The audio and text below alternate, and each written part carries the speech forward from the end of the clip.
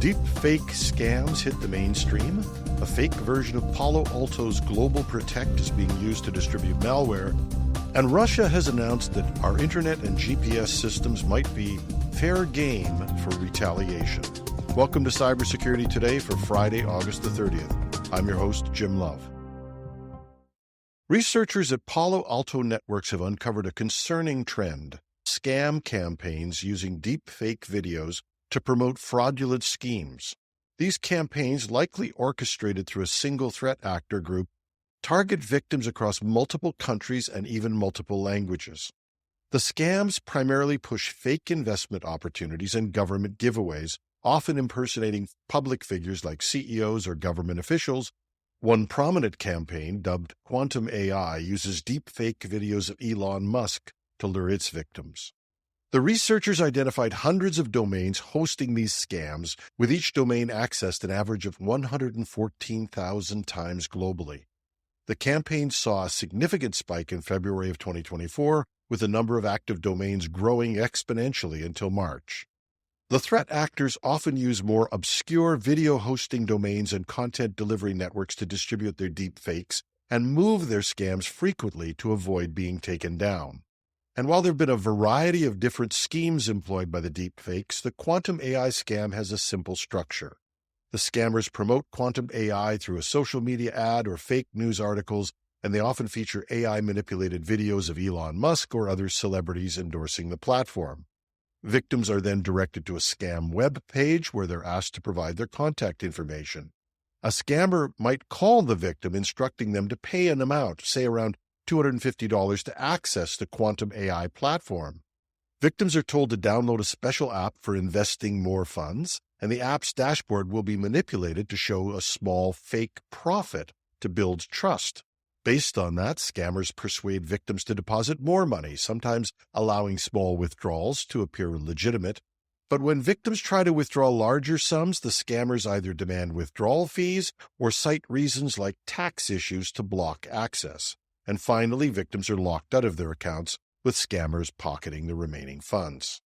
In this scam, the attackers are essentially leveraging deepfake technology to add credibility to their fraudulent schemes, potentially causing significant financial losses to their victims. But we're still early in the game. Expect attackers to explore even more creative applications of deepfakes. And on a related story about fakery and Palo Alto, a security researcher at Trend Micro has uncovered a sophisticated cyber attack campaign targeting Middle Eastern organizations, and the threat actors are using a fake version of Palo Alto Network's Global Protect, a widely used enterprise VPN solution, as the bait. Trend Micro has not verified how the malware is spread, but it suspects it starts with a phishing email. The download or the phishing email has a link to a setup.exe file, and the file deploys globalprotect.exe along with configuration files, presenting a convincing installation window while secretly loading malware in the background. And the malware employs several evasion techniques, including sandbox detection and AES encryption for data exfiltration. It communicates with a command and control server using a URL designed to mimic a legitimate VPN connection portal. The malware can then execute various commands, including running PowerShell scripts, downloading files, and uploading data to the attacker's server. Now, while the threat actors remain unidentified, the operation appears highly targeted. The use of the custom URLs for specific targets and newly registered command and control domains suggests a sophisticated approach aimed at evading detection. Yet another reason to ensure that software is only downloaded from official domains and that people double-check to make sure they haven't been spoofed by a look-alike domain name. Recent developments suggest Russia may be threatening to target critical Western communications infrastructure, potentially threatening global internet and GPS systems. Dmitry Medvedev, deputy chairman of Russia's Security Council, recently warned that undersea cables enabling global communications could be legitimate targets for Russia. While Medvedev is known for provocative statements, experts believe this threat should be taken seriously. The undersea fiber optic cables transfer 95% of international data across continents, supporting internet services, financial transactions, and more. NATO's intelligence chief, David Kattler, has warned that Russia may be planning to target these cables in retaliation for Western support of Ukraine. Simultaneously, Russia has been accused of interfering with GPS navigation systems, causing disruptions to commercial airline routes. This is seen as part of Russia's gray zone campaign against the West, covert actions below the threshold of open warfare. The vulnerability of these systems is not new. During the Cold War, both the U.S. and USSR surveilled undersea cables. However, our increased dependence on electronic communications has made these cables a critical point of vulnerability.